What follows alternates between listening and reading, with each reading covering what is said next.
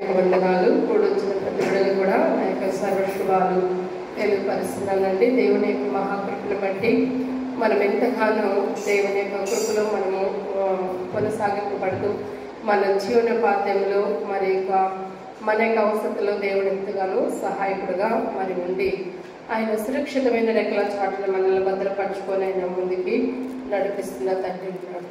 అటువంటి దేవుని యొక్క సన్నిధిలో మనము దేవుని యొక్క వాక్యం వినబోతుండగా మనము చాలా జాగ్రత్త కలిగిన వారిగా ఉండాలని ప్రభు పేరిట మరి మీకు తెలియపరుస్తున్నాను. వాక్యంలోకి వెళ్దాం. ఎఫెసీయులకు రాసిన పత్రిక మరి 5వ అధ్యాయము 14వ వచనము 15వ వచనము 16వ వచనము.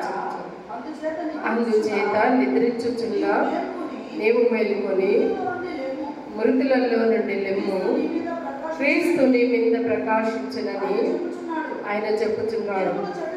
దినములు చెడ్డవి గనుక సమయమును పోనీయక సద్వినియోగము చేసుకొనొచ్చు. అజ్ఞానుల వలె కాక జ్ఞానుల వలె నడుచుకున్నట్లు జాగ్రత్తగా చూచుకునేది. చాలా ప్రార్థన చేద్దాం. ఈ యొక్క వాక్యం నిమిత్తం మహాపరిశుద్ధుడా ఆశీర్వాదకరమైన తండ్రి, మీకే వందనాలు స్తుతులు స్తోత్రాలు. లేఖనాలతో నాతో మాతో ఏం మాట్లాడబోతున్నారు? వినగల చెవుల్ని గ్రహించిన హృదయాన్ని అర్థం చేసుకునే మనసుని వివేచన జ్ఞానాత్మని దయచేయండి. నీ సన్నిధిలో గడుపుట 1000 దినముల కంటే ఆయన శ్రేష్ఠ ఆశీర్వాదం. ఆ ధన్యత నాకును మాకును అనుగ్రహించినందుకు కృతజ్ఞతాస్తుతులు స్తోత్రాలు. నీ మాటలు వినిచుండగా నా ప్రభు తండ్రి పరిశుద్ధాత్మని అనుగ్రహించండి. వినగల చెవుల్ని గ్రహించల హృదయాన్ని అర్థం చేసుకునే మనసుని మాకు దయచేయమని అడుగుతున్నాం తండ్రి. నాయన వినుట వలన మా యొక్క జీవితాలలో గొప్ప కార్యాలు చేస్తారు.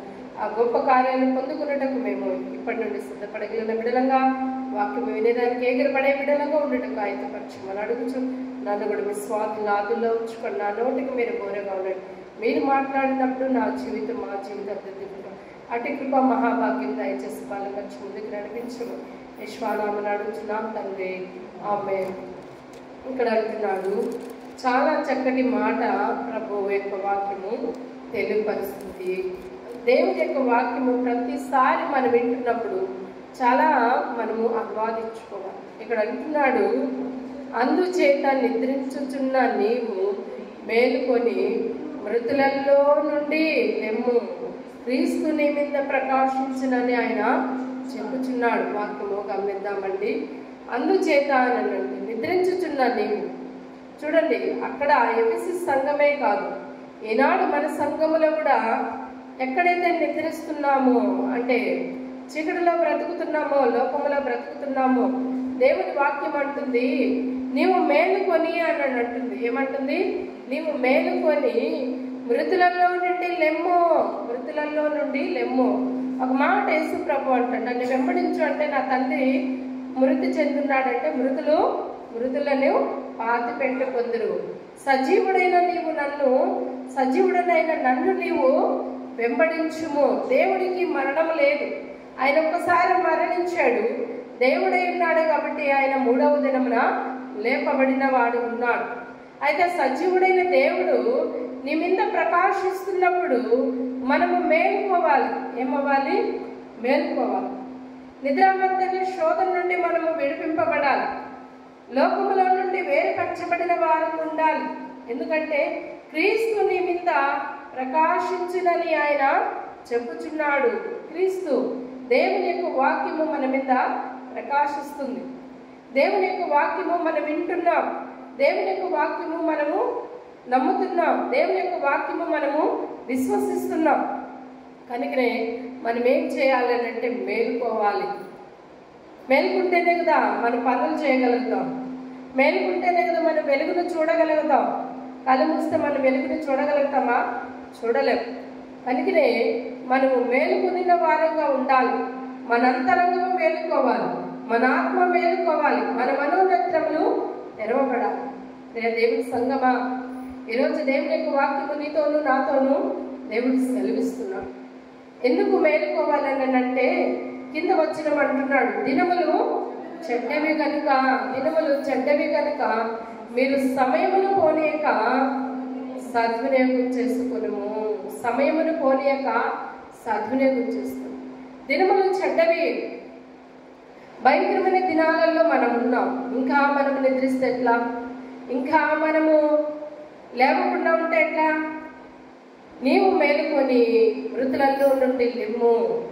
ఇదిగో రేపు నరకం ఉంది, నిత్య నరకం ఉంది, నిత్య రాజ్యం ఉంది. నిత్య నరకంలో పడిపోకుండా ఉండడానికి మనము మేలుకోవాలి. అందుకే క్రీస్తు వాక్యము మన మీద ప్రకాశింపజేస్తున్నాడు. క్రీస్తుని మీద ప్రకాశిస్తున్నాడు. దినములు చెడ్డవి కనుక నీకు సమయం ఇచ్చినప్పుడే, నువ్వు మేలుకున్నప్పుడే మరి దాన్ని సద్వినియోగం చేసుకోవాలి. ఏం చేయాలి? సద్వినియోగం చేసుకో. ఈరోజు దేవుని యొక్క అవకాశం నాకు ఇచ్చాడు, నేను సద్వినియోగం చేసుకుంటాను. దేవుడు ఈరోజు నన్ను మందిరానికి వెళ్ళమని దేవుడు పరిశుద్ధాత్మ దేవుడు నన్ను తట్టుతున్నాడు, నేను సద్వినియోగం చేసుకుంటాను. పాటలు పాడేదానికి దేవుడు నాకు అవకాశం ఇచ్చాడు, దేవుడు నేను సద్వినియోగం చేసుకుంటాను.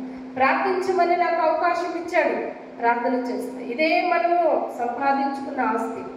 ఇదే దేవుని ఎదుట మనం నిలబెట్టబోతున్న ఆయన ఇవ్వబోతున్న మహాకృపకి మనము యోగ్యంగా ఎంచుకునే ప్రతిఫలం. అయ్యా, నువ్వు నాకు ఇచ్చిన పరిచయాన్ని ప్రభువా నేను మంచిగా నెరవేర్చాను. నువ్వు నాకు ఇచ్చిన సమయాన్ని నేను సద్వినియోగం చేసుకున్నాను. నువ్వు నాకు ఇచ్చిన ప్రార్థన చేయమనే అవకాశం నేను సద్వినియోగం చేసుకున్నాను. ఉడిచే అవకాశం నేను సద్వినియోగం చేసుకున్నాను. దినములు చెడ్డవి. ఎలాంటి జీవితంలో మనం జీవిస్తున్నామో, ఎలాంటి దినాలలో ఉన్నామో ఒకసారి అర్థం చేసుకో. లోకము చూడండి, మునుపటి దినాల కన్నా ఇప్పుడు దినాలు చూస్తుంటే భయంకరంగా ఉన్నాయి కదా. భయంకరంగా ఉన్నాయి, చాలా భయంకరంగా ఉన్నాయి. పాపము విస్తరిస్తుంది. అపవాది ఎంతో భయంకరమైన వేషాలు పిల్లల ద్వారా, పెద్దల ద్వారా, మధ్య వయస్కుల ద్వారా భయంకరమైన అపవాదిక వేషాలు విస్తరిస్తున్నాయి. దినములు చెడ్డవి. ఇప్పుడు దినాలే చెడ్డగా ఉన్నాయి. రాబోతున్న దినాలు ఇంకెలా ఉంటాయి కదా. రోజులు లేవు, సమయాలు దగ్గర పడుతున్నాయి. దేవుని యొక్క వాక్యము సెలవిస్తుంది. దేవుని యొక్క వాక్యము సెలవిస్తుంది.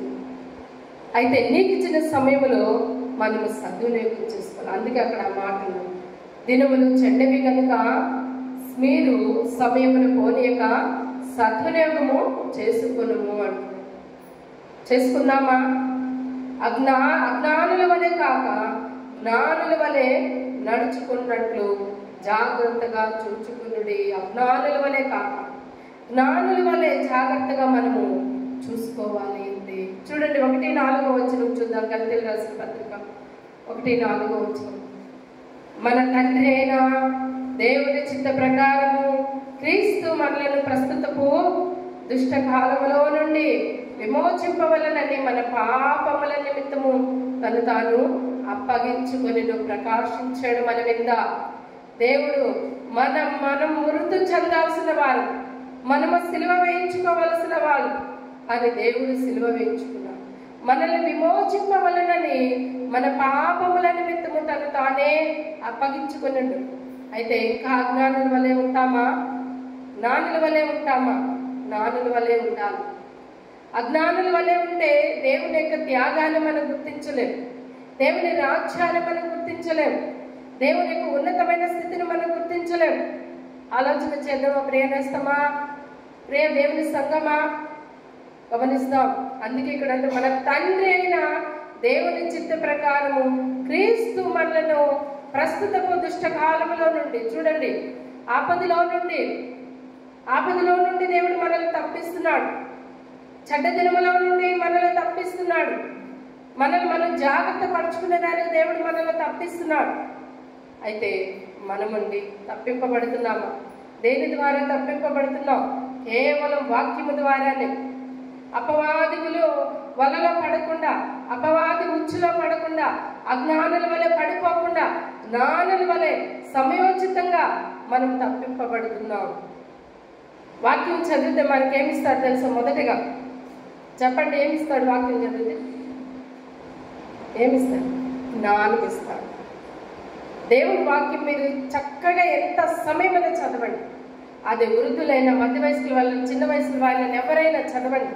దేవుడు ఫస్ట్ జ్ఞానం ఇస్తాడు. ఎవరితో ఎలా నడుచుకోవాలి, ఎవరితో ఎలా మాట్లాడాలి, కుటుంబాలను ఎలా కట్టుకోవాలి, దేవుని రాజ్యానికి మీరు పిల్లలుగా వారసులు అవ్వటానికి ఎలా ఉండాలో ప్రతిదీ కూడా వాక్యం రీతిలో మనకి జ్ఞానమును సమకూరుస్తారు. ఆ జ్ఞానమే ఈరోజు సంపాదించుకొని సెల్ ఫోన్ కనిపెట్టారు, ఫ్లైట్లు కనిపెట్టారు, తయారు చేయడం కదా. మనం బ్రష్ చేసుకున్న టోల్గేట్ని కనిపెట్టారు, మనం వాచ్ చూసుకుంటాం, గడియారాన్ని కనిపెట్టారు. ఎన్నెన్నో అపురూపమైన సైంటిస్టులు ఈరోజు తయారవ్వాలంటే కేవలం మన యొక్క బైబిల్ గ్రంథాన్ని చదివిన వ్యక్తులు మాత్రమే ఆ జ్ఞానమును పొందుకొని ఇన్ని కనిపెట్టారు. దేవుడికి జ్ఞానం ఇచ్చడం లేదా? పెట్రోల్ కనిపెట్టింది కూడా మన బైబిల్ చదివే. డాక్టరు మత్తు ఇంజెక్షన్ ఇచ్చింది కూడాను కదా బైబిల్ గ్రంథాన్ని చదివిన వాళ్ళు. మనం వాడుతున్న వస్త్రాలు కావచ్చు, ఇంకా మనం బ్రష్ చేస్తున్నది కావచ్చు, మనం మాట్లాడుతున్న ఫోన్ కావచ్చు, మన ప్రయాణాలు అవుతున్న విధానాలు కావచ్చు, ఏదేమైనప్పటికీ ప్రతిదీ భూప్రపంచంలో కనిపెట్టింది బైబిల్ గ్రంథాన్ని చదివిన వ్యక్తులు మాత్రమే గుర్తించుకోవాలి. ఈరోజు బైబిల్ గ్రంథం అంటే, బైబిల్ దేవుడు అంటే ఆషామాష ఏదో కులానికి ఏదో మతానికి ఉద్దేశించింది కాదు. అలాంటి దేవుడు మన దేవుడు కాదు. మన దేవుడు ప్రపంచాన్ని నిర్మించిన దేవుడు. ఆయన మాట చేత సర్వ సృష్టి కలిగినది. కనుకనే ఆయన బైబిల్ గ్రంథాన్ని కూడా మనం చదివితే మనం ఎక్కడ పడిపోతున్నామా, ఎక్కడ దేవుడు మనల్ని తప్పిస్తున్నాడా, ఎక్కడ మనల్ని ఉన్నతమైన స్థితిలో పెడుతున్నాడా మనల్ని మనము గమనించుకోగలం.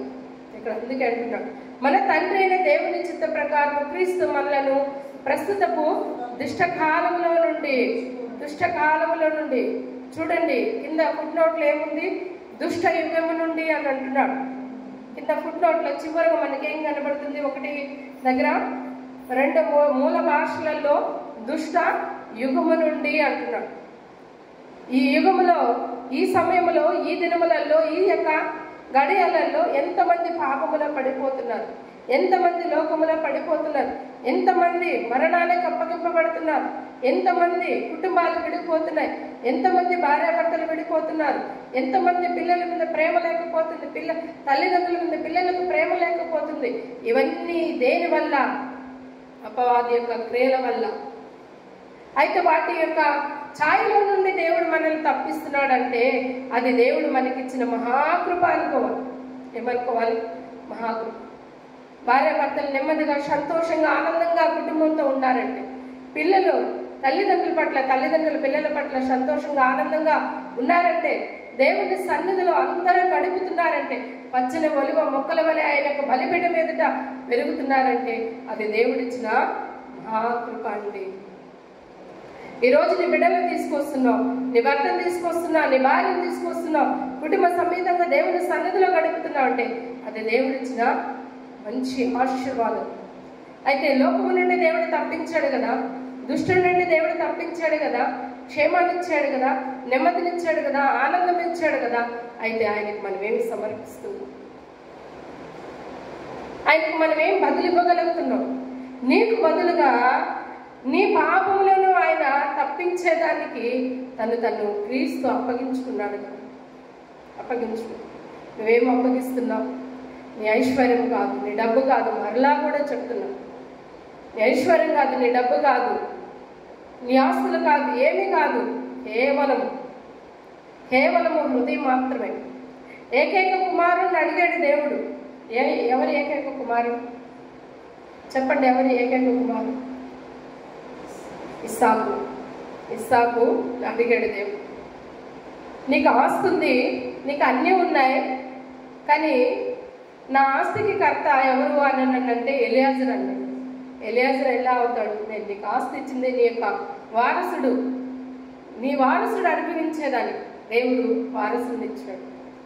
ఇచ్చినప్పుడు నేను ఇచ్చేది కదా, నాకు బదులు నేను అడగబోతున్నాను, ఏమిస్తాడా? తిరిగి ఆయన ఇచ్చిందే ఆయన అడిగాడు. ఎంత బాధ ఉంటుంది కదా. ఏకైక కుమారుని ఇచ్చావయ్యా, అందులో వాగ్దాన పుత్రుడయ్యా నువ్వు ఇచ్చావు, మరలా అడుగుతున్నావా అని వెనక్కి అడగల. సరే ప్రభా, నువ్వు అడిగావు కదా, నేను ఇస్తాను అని కుమారుడు చెప్పకుండా ఆ మోరి పర్వతానికి తీసుకొని కట్టెలు పెట్టుకున్నాడు కదా, కత్తెను పెట్టుకున్నాడు, బిడ్డను వెంట పెట్టుకున్నాడు, పనివారిని పెట్టుకున్నాడు, గాడిదలు తీసుకెళ్తున్నాడు. కుమారుడు అడుగుతున్నాడు, తండ్రి కట్టెలున్నవి, గాడిదలున్నవి, అన్నీ ఉన్నాయి, గొర్రెపిల్లేది అని అడుగుతున్నాడు. గొర్రెపిల్లేది అని దేవుడే చూచుకోలేదు. కానీ దేవుడు ఏం చేశాడు?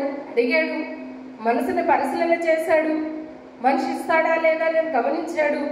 అయితే అతని యొక్క పరిశీలనలో దేవుని యొక్క పరిశీలనలో అబ్రహాము విశ్వాసములో నిలబడ్డాడు. అప్పుడు అబ్రహాం ఏమన్నాడు? నేను ఇస్తాను అని అన్నాడు. కట్టెల్ని పెంచాడు, కుమారుని పనుకోబెట్టాడు, కత్తెత్తాడు కదా. అప్పుడు ఏమన్నాడు దేవుడు? దేవుడు అబ్రహామా ఆపము, అబ్రహామా ఆపము. కుమారుడు ఒక్క మాటైన బదులు మాట్లాడా?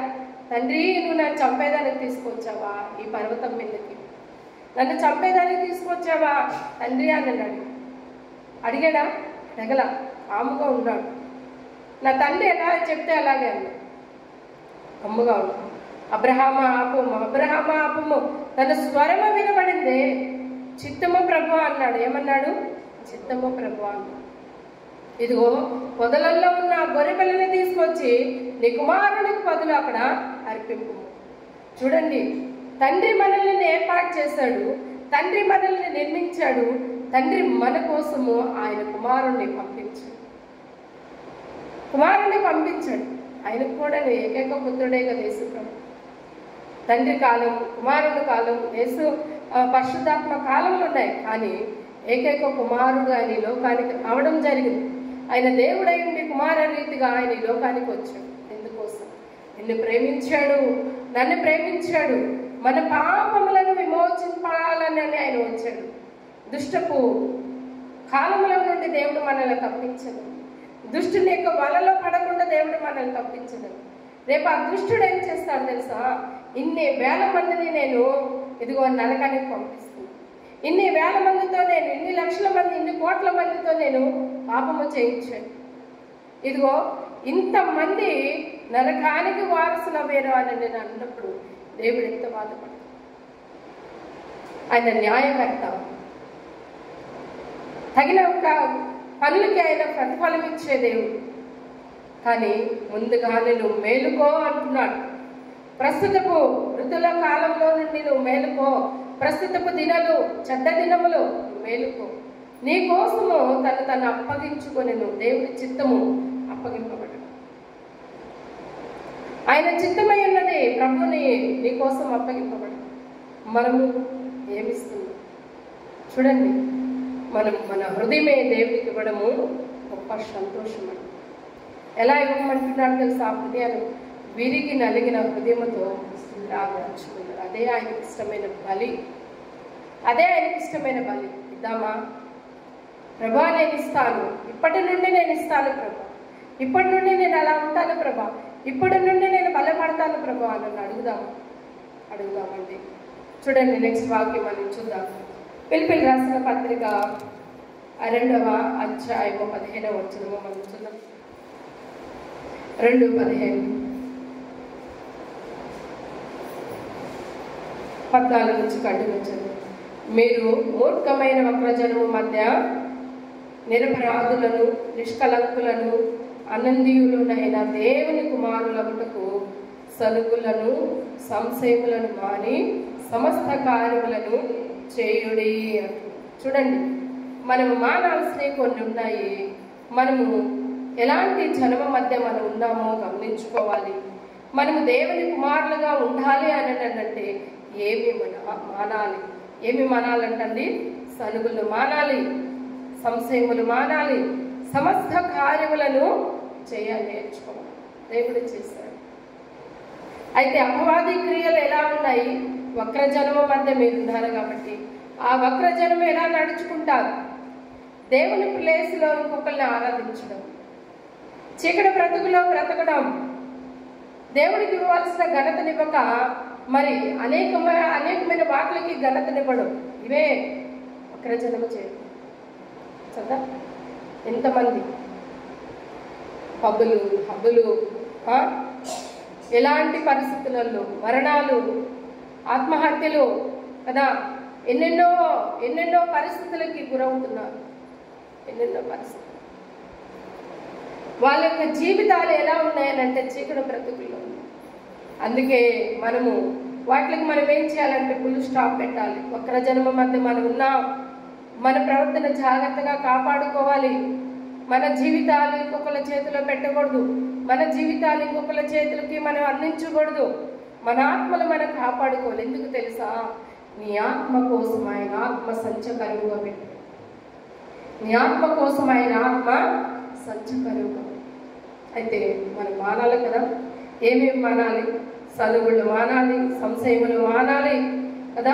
నిష్కలంకులను ఆనందీలునై దేవుని కుమారులకున్నట్టు. మరి చూడండి, ఇక్కడ సలుగుళ్ళే గొనుగుళ్ళే కాదండి, సంశయములే కాదండి, ఇంకా అనేక మంది ఉన్నాయి కదా. తాగుళ్ళు ఉన్నాయి, ఇంకా లోకానుసారమైన జీవితాలు ఉన్నాయి. చూడండి, చాలా గమనించండి మీరు. ఫోన్లు చూసినా, సినిమాలు చూసినా, సీరియల్ చూసినా, మరి డ్రెస్సింగ్ పద్ధతి ఎలా ఉంటుందో చూడండి. ఎలా ఉంది?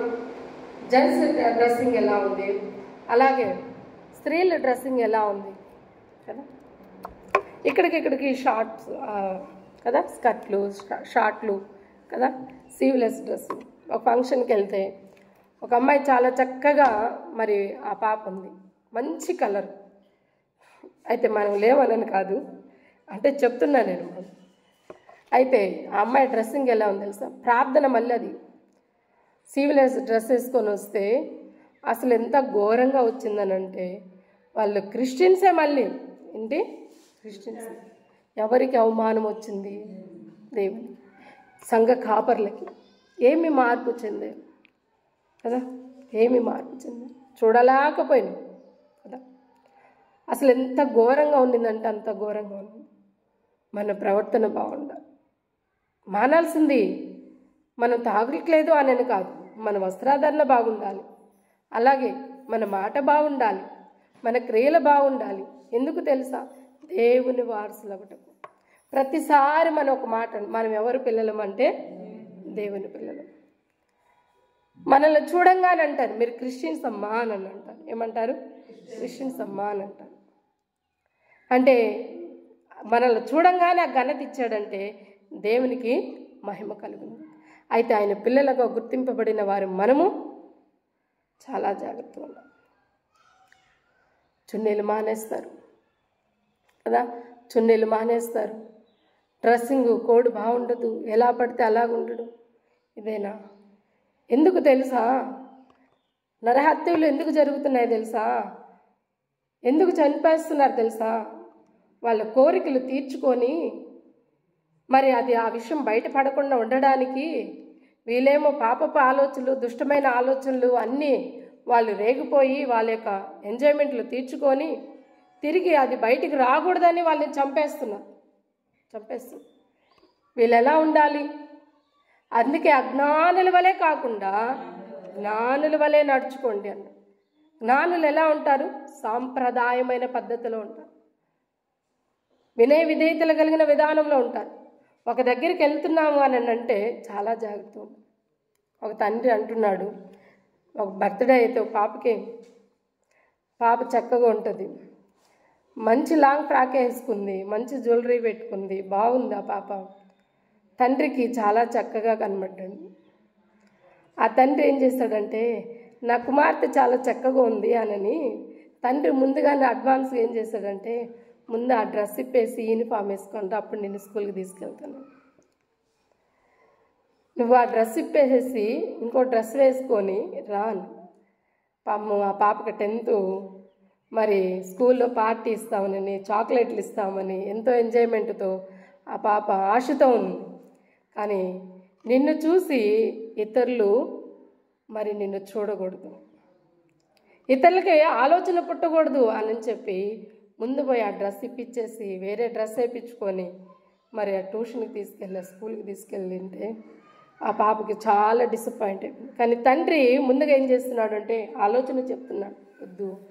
ఆ పాపను తీసుకెళ్తూ అంటున్నాడు, ఏమ్మా నిన్ను ఇలా బాధ పెట్టాను కదా, నీకేమైనా బాధ అనిపిస్తుందా అని. ఫస్ట్ బాధపడింది, సెకండ్ ఆలోచించేసింది. మా నాన్న ఏం చెప్పినా మంచి కోసమే చెప్తాడు, మా అమ్మ ఏది చెప్పినా మంచి కోసమే చెప్తాడు. తనేమి ఏకరిపోకరికి ఏమి రెడీ అవ్వలా, లాంగ్ ఫ్రాకే వేసుకుంది, మంచి జ్యువెలరీ పెట్టుకుంది, చక్కగా కనపడింది. ఆ చక్కదనమే ఈరోజు ఏమైంది? ఎవరు?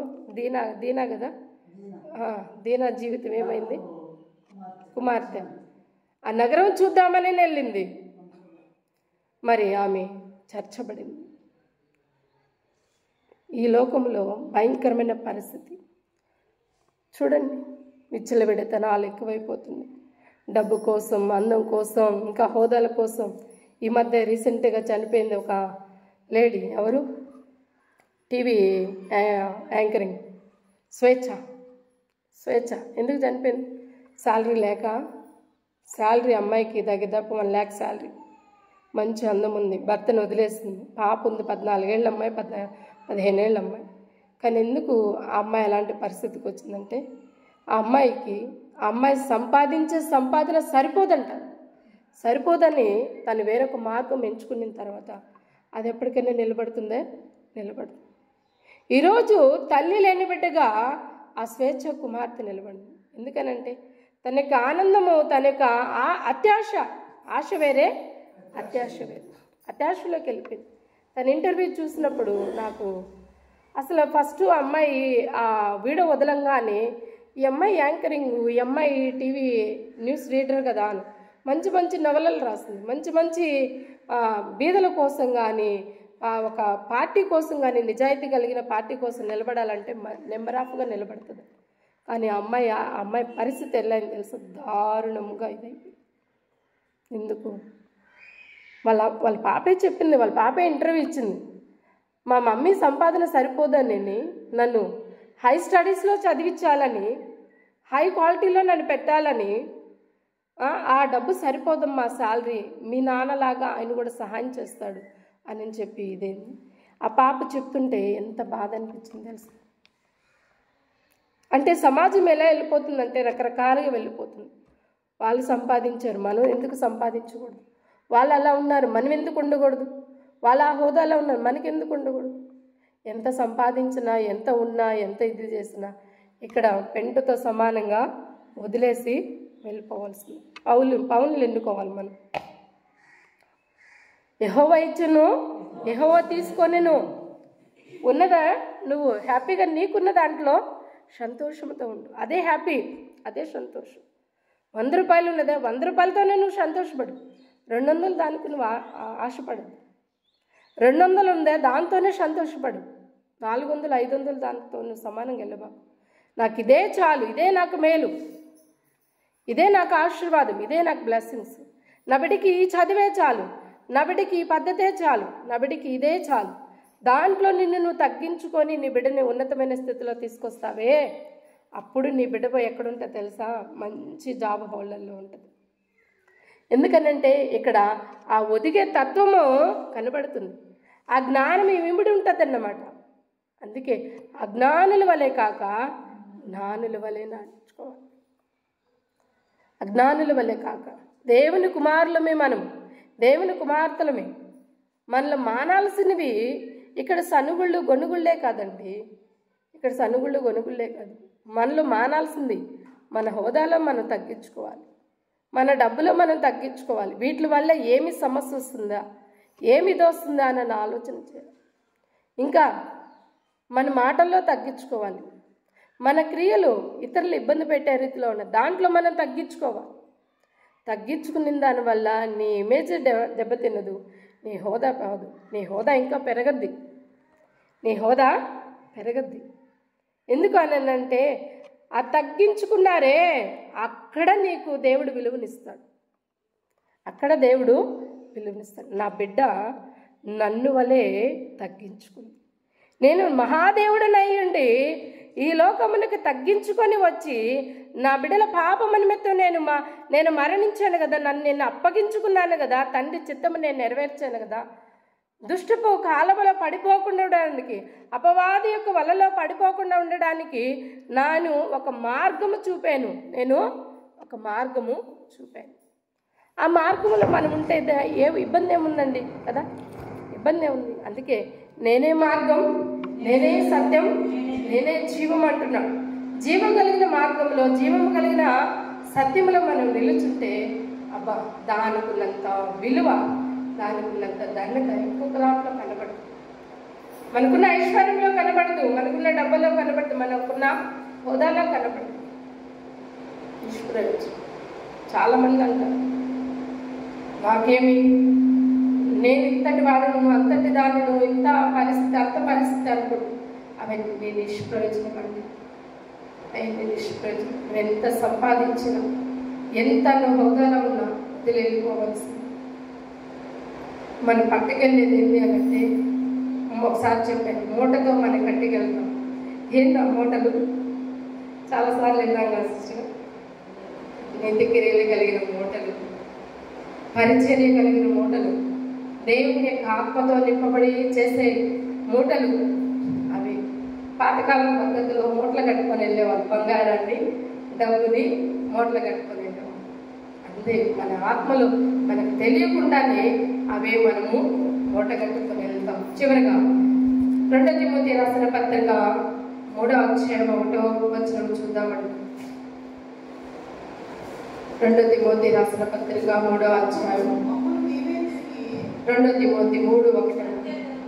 అంత్య దినములలో అపాయకరమైన కాలములను వచ్చునని తెలుసుకొని, ఎలాగనగా మనుషులు స్వార్థప్రియులు, ధనాపేక్షలు, వెంకమలాడు, అహంకారులు, దూషకులు,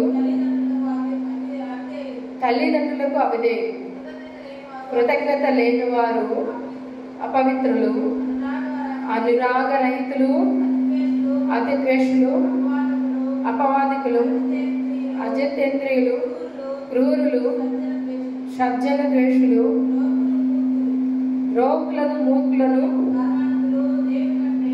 గర్వాంధులు, దేవుని కంటే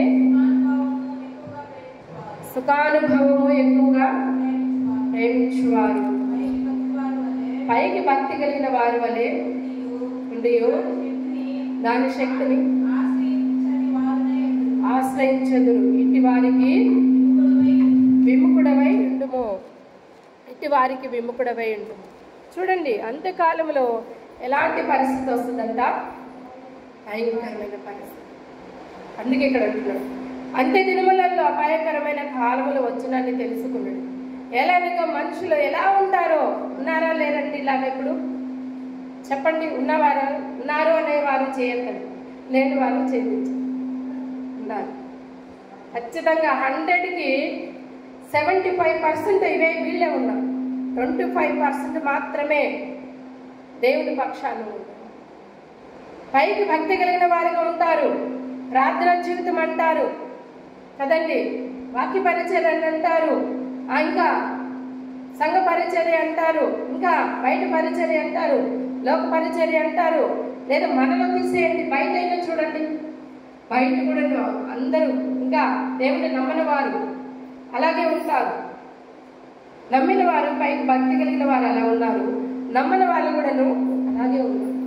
మరి ఏంటంటే ఇవన్నీ ఎప్పుడు వస్తాయివన్నీ? అంత్యకాలంలో. ఇప్పుడు అంత్యకాలమా కాదా? అంత్యకాలం. దేవుడి సమీపంలో ఒక దైవజనుడు అన్నాడు, నిన్న దినము మొన్నటి దినము చూశాను, యూదుల కాలంలో ప్రాచీన ప్రతులలో మన బైబిల్ గ్రంథంలో లేని కూడాను అతను చదివాడంట, ధ్యానించాడంట. మనిషికి మామూలుగా అయితే 110 సెన్స్ ఉంటుందంట. లేదు అని అంటే 7 సెన్స్ అంటేనే ఎక్కువ కాదు కదా. అలాంటిది మహాజ్ఞానులకు 110 అంట, ఇంకా కొంచెం అని అంటే 165 అంట. ఇప్పుడు అతనికి ఉన్న సెన్సు, జ్ఞానము పరిధి ఎంత తెలుసా? 265%. 265%. అంటే ఎంత హై స్పీడ్ జ్ఞానవంతుడిగా బిరుదు పొందాడు తెలుసా? ప్రపంచంలో కల్లా అతను ఒక్కడే అంత జ్ఞానవంతుడిగా పేరు పొందిన వ్యక్తిగా ఉన్నాడు. అతడు ప్రాచీన ప్రతులలో, ప్రాచీన గ్రంథాలు, మన బైబిల్ గ్రంథంలో కొన్ని చార్చినవి కూడా నువ్వు చదివి ధ్యానించి అర్థం చేసుకొని మరి అతను చెప్తున్నాడు, వాళ్ళకి సంబంధించిన విషయాల గురించి చెప్తున్నాడు. యేసుక్రీస్తు ఈ కాలంలోనే వస్తాడు అన్నాడు. యేసుక్రీస్తు ఈ కాలంలోనే వస్తాడు అంటే మా తరము మా తరములోనే, ఈ తరములోనే దేవుడు వస్తాడు కాబట్టి ప్రతి ఒక్కరు కూడాను సిద్ధపడండి అంటున్నాడు. ఏమంటున్నాడంటే సిద్ధపడండి. బలులు అర్పించారు. ఇప్పుడు బయట బలులు అర్పించారు. మందిరం కడుతున్నారు. మందిరం కట్టేదానికి పూనుకొనేస్తున్నారు. బయట జరగవలసినవన్నీ కూడా జరుగుతున్నాయి. ఇక్కడే మనం చూస్తున్నామండి. ఏమంటున్నాడంటే అంత్యకాలంలో అపాయకరమైన పరిస్థితులు వచ్చినని తెలుసుకొని ఎలాగ మనుషులు ఎలాంటి క్రియల్లో ఉంటారో మీరు గమనించండి. 5వ వచనంలో అంటే పైకి భక్తి కలిగిన వారి వలె ఉండి దాని శక్తిని ఆశ్రయించు వారినై ఉండుదురు. ఇటు వారికి విముఖుడవై ఉండుము. ఇటు వారికి విముఖుడవై ఉండుము. ఇటు వారికి విముఖుడవై ఉండుము అని అంటే దూరంగా ఉండాలి. మనం ఎలా ఉండాలి? దూరంగా ఉండాలి. అంటే లోకానికి దూరంగా ఉన్నట్టే మనం, ఆ మనుషులకు కాదు, ఆ లోకానికే మనం దూరంగా ఉన్నట్టే. అది మనం గమనించాం. ప్రభా, ఇదిగో ఇప్పటి నుండి నేను దూరంగా ఉంటాను, ఇప్పటి నుండి నేను జాగ్రత్తగా ఉంటానని తెలుసుకోవడమే. చివరిగా ఇంకొక వచనం చూడండి. కొలసలు రాసిన పత్రిక 1:9 వచనం మనం చూద్దాం.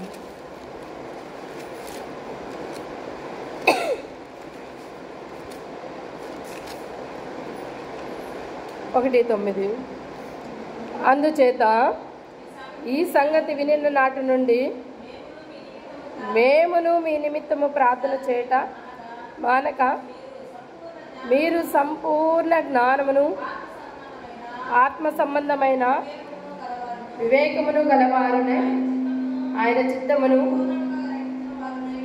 పూర్ణముగా గ్రహించువారునై ప్రతి సత్కార్యములలో సఫలలగుచు దేవుని విషయమైన జ్ఞానమందు అభివృద్ధి పొందుచు అన్ని విషయములలో ప్రభువును సంతోషపెట్టినట్టు ఆయనకు తగినట్లుగా నడుచుకొనవలనని ఆనందముతో కూడిన పూర్ణమైన ఓర్పుతోనూ దీర్ఘశాంతముతోనూ కనుపరిచినట్లు ఆయన మహిమాశక్తిని బట్టి సంపూర్ణ బలముతో బలపరచబడవలనని తేజోవాసులైన పరిశుద్ధుల స్వాస్థ్యములో పాలువారమవుటకు మనలను పాత్రలుగా చేసిన తండ్రికి మీరు కృతజ్ఞతాస్తుతులు చెల్లింపవలనై దేవుని బతిమాలుకొనుచున్నాం. కావున అవి మానాలి, ఇవి పొందుకోవాలి. అంతే. 2 తిమోతి 3:1 మానాలి. కొలసీలు రాసిన పత్రికలో 1:9 నుండి మనం పాటిస్తాం. ఏవే విషయాలలో మనం బలపడాలో, జ్ఞానంతో, ఆత్మ సంబంధమైన విషయాల్లో దేవునికి ప్రార్థించడంలో సంపూర్ణమైన జ్ఞానముతో మనము ముందుకు వెళుతూ ఆయన్ని మహిమపరుస్తూ ఆయన్ని కృతజ్ఞతాస్తుతులు చెల్లిస్తూ మనము ముందుకు వెళ్ళేవారు. ఇటు వాక్యము ప్రభు మనకి వెనుకల్లో దేవుడు దీవించినగా ప్రార్థించుకున్నాము. అందరి తలలు వచ్చినట్లయితే మనం